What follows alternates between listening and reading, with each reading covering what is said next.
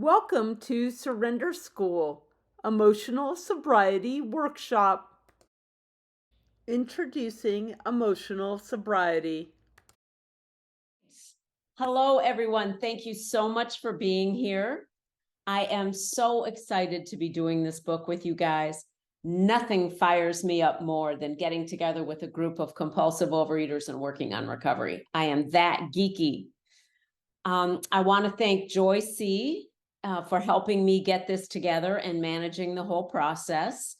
Again, there is no cost for this workshop, but a donation would be greatly appreciated to defray the costs of the Zoom and also of the website and the domain names and all that kind of stuff that I don't understand. If you have any questions or suggestions about tech or administration issues, you can direct them in a direct message to Joy in the chat. And the first book that we're going to read together in this book club is The 12 Essential Insights for Emotional Sobriety by Dr. Allen Berger. Dr. Berger has 40 plus years of sobriety in AA and is a clinical psychologist. My understanding is that he works with folks in recovery, and he also does a lot of work with Herb K. They actually do a lot of work like 3-hour workshops on emotional sobriety, he and Herb K. So that's the kind of the next latest, greatest thing out there for recovery. And I'm so excited to go through this book. It has really upped my recovery tremendously. So there are a few things that I want you to keep in mind before we get started. The books that we're going to read together in the book club are not OA conference approved. Okay, they will be books on 12-step recovery or recovery themed, but they are not conference approved books. And I want to be very clear about that from the outset. So if that's a problem for you, then this probably isn't a good book club for you. But if you are interested in just general recovery themes and things like that, then I think you'll really enjoy it. Another thing to keep in mind is that the workshop sessions are not OA meetings. We do, however, want to adhere to the spirit of the traditions here, okay? But we are not a formal OA meeting. Next, I want to explain how I'm going to run the book club, all right? Although this may change as we, grow and learn and we move forward in this, we may change our minds and do something differently. But this time, we're going to discuss one chapter per week. You will need to read that chapter before coming into the session so that you can participate meaningfully. I'll talk for about 10, 15, sometimes 20 minutes, and I'll be summarizing the chapter, and then I'm going to open it up for questions. And I will have some discussion questions ready to start the discussion should we need it. Okay. Now, I want to be really clear on how I'm going to facilitate the discussions. It is, given the nature of this book, because it's a very deep book, given its nature, I want to make sure that the sharing and this space remains very, very safe. So with that in mind, no crosstalk, no advice giving during the group discussion, please, okay? I don't want someone to hear something that is really triggering to them or feel like they were judged in any way. Also, that includes the chat. So if someone has just shared, don't give them feedback, direct feedback in the chat either. Okay. If people want feedback, they can go into the chat and say, I'd like feedback on my share or something like that, or I'm open to feedback. But in general, we are going to refrain from crosstalk and feedback. We do not want to detract from anybody's recovery here. All right. Now, you guys may want to consider creating some small study groups for yourself to go over the sentence completion exercises that are in this book. The exercises start at chapter 3, and they're really great. They're really great for digging into the material. So you may want to consider a small group as a study mechanism for this stuff, and have small group sharing for it. I think that would be very powerful, but we will leave that up to you guys to do. The first thing I want to do today, since nobody has read anything coming into this, I am going to read Bill W.'s January 1958 Grapevine article on emotional sobriety. And that's kind of what kicked off this whole thing for Allen Berger, because he cites it in his book, and you can read along with me. It's in Appendix A, and that is on page 303. So I'm going to go ahead and start. Follow along. Okay.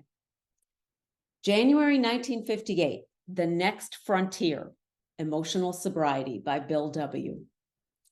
I think that many oldsters who have put our AA booze cure to severe but successful tests still find they often lack emotional sobriety.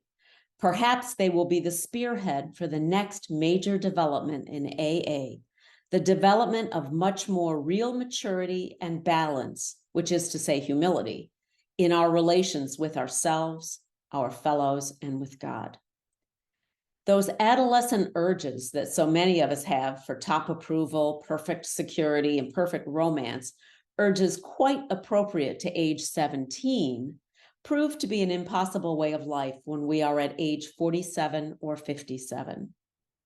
Since AA began, I've taken immense wallops in all these areas because of my failure to grow up emotionally and spiritually. My God, how painful it is to keep demanding the impossible, and how very painful to discover finally that all along we have had the cart before the horse. Then comes the final agony of seeing how awfully wrong we have been, but still finding ourselves unable to get off the emotional merry-go-round. How to translate a right mental conviction into a right emotional result, and so into easy, happy, and good living, well, that's not only the neurotic's problem, it's the problem of life itself for all of us who have got to the point of real willingness to hew to right principles in all our affairs. Hew means to conform. So a real willingness to conform to right principles in all our affairs. Even then, as we hew away, peace and joy may still elude us. That's the place so many of us AA oldsters have come to, and it's a hell of a spot, literally.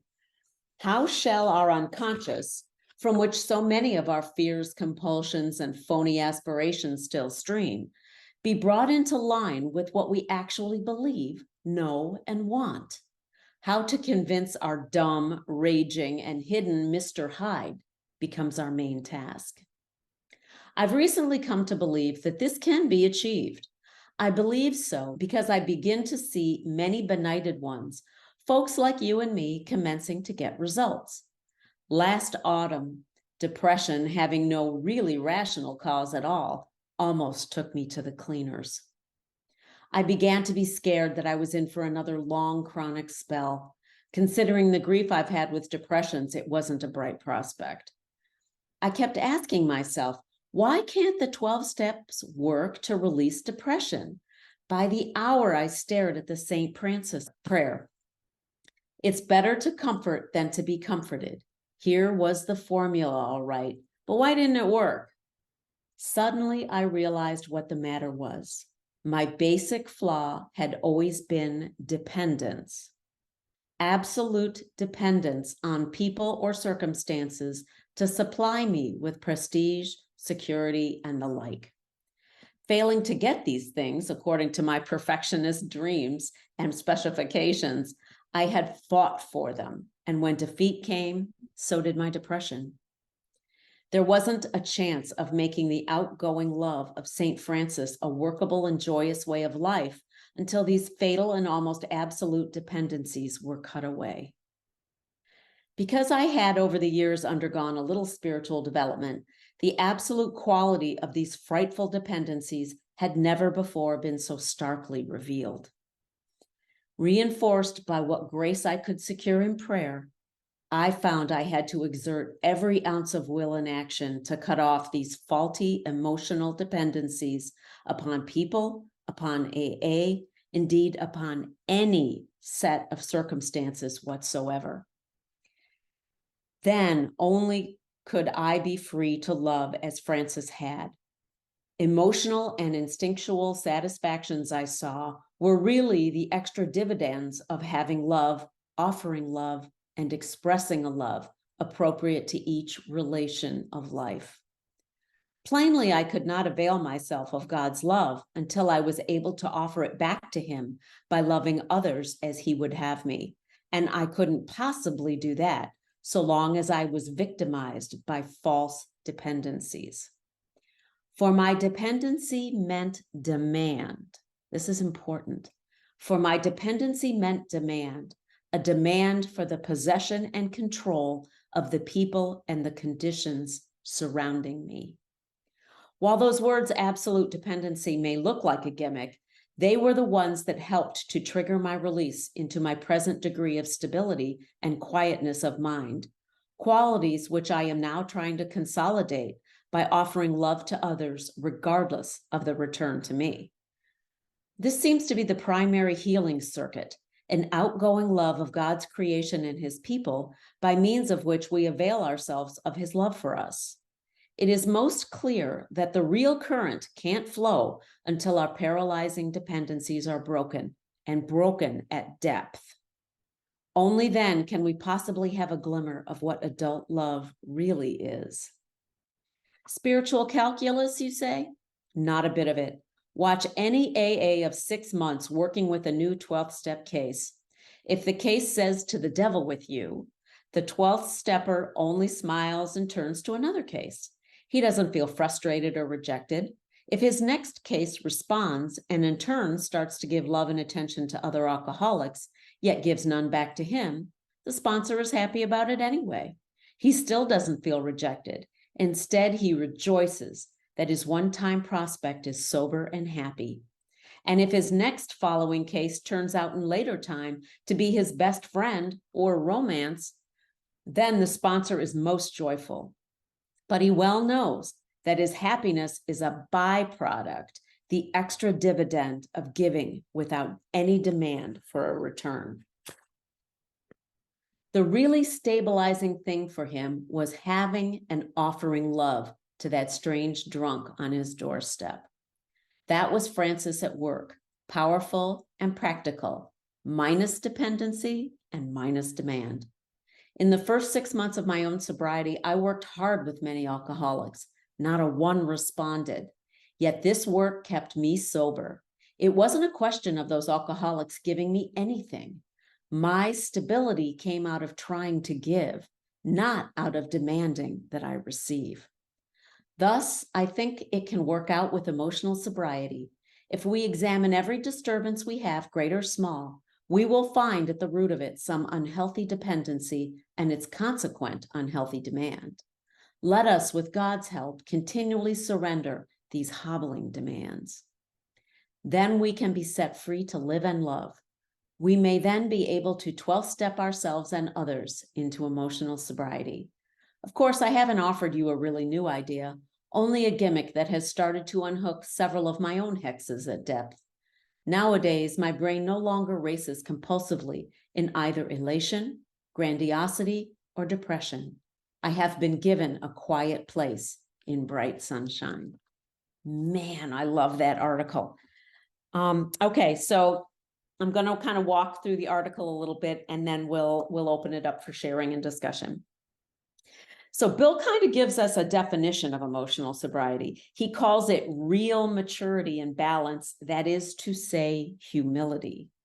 So the opposite of emotional sobriety is really having a childish way of viewing life, wanting everything to be perfect and easy for me. It's the addict's version of wanting a pony for my birthday, no matter how ridiculous or unrealistic it is. My favorite line in the whole article is, "My God, how painful it is to keep demanding the impossible." My demand that I be able to control the uncontrollable drove me back into the food every single time, without fail. When I didn't get what I wanted, when people didn't do what I wanted, when my higher power didn't change reality like I wanted. Not getting my way would totally knock me off balance and onto an emotional roller coaster. Then Bill says, even then, as we hew away, trying to practice these principles in all our affairs, peace and joy may still elude us. To me, this is about developing more personal integrity.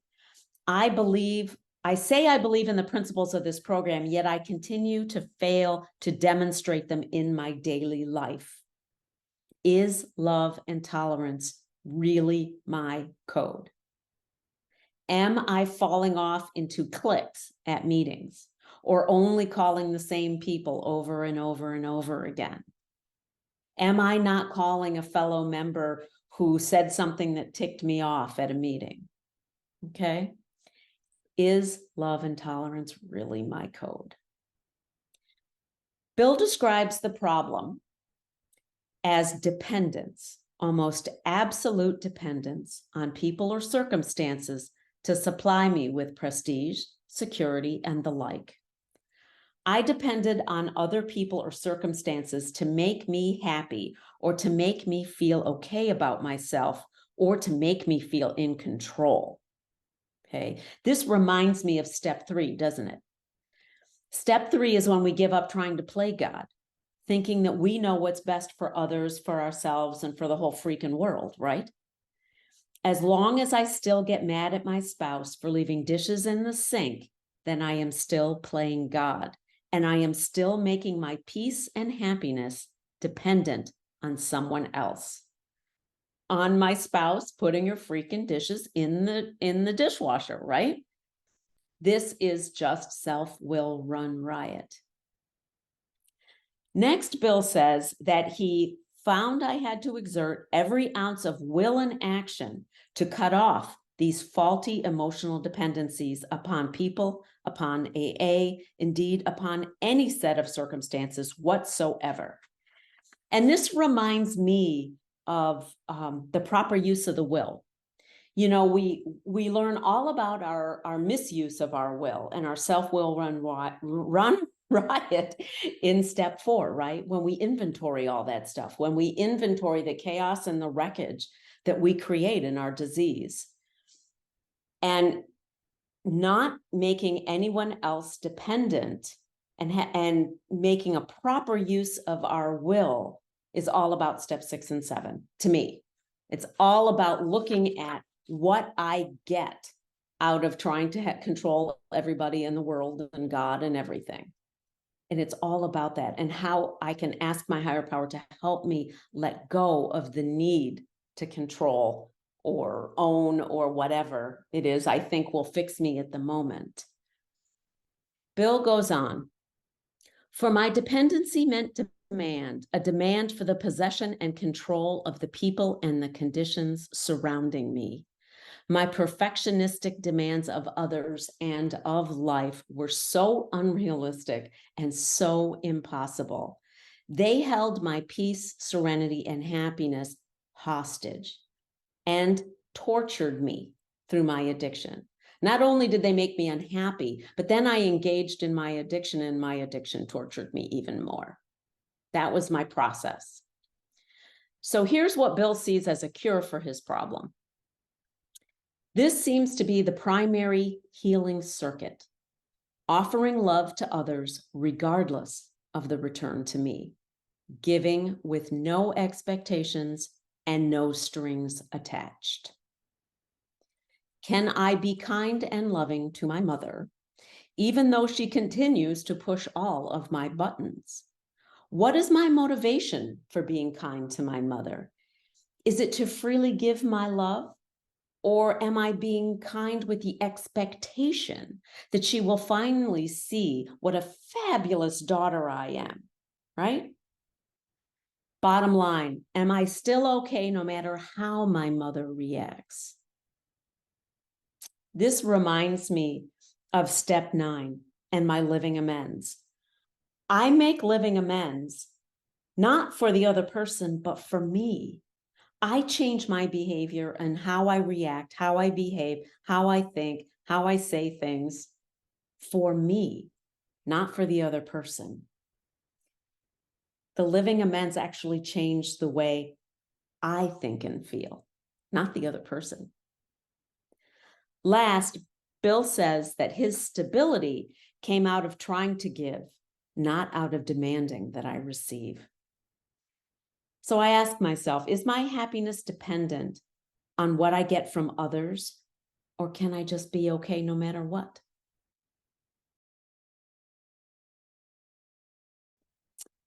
That's all I have for today. See you next week.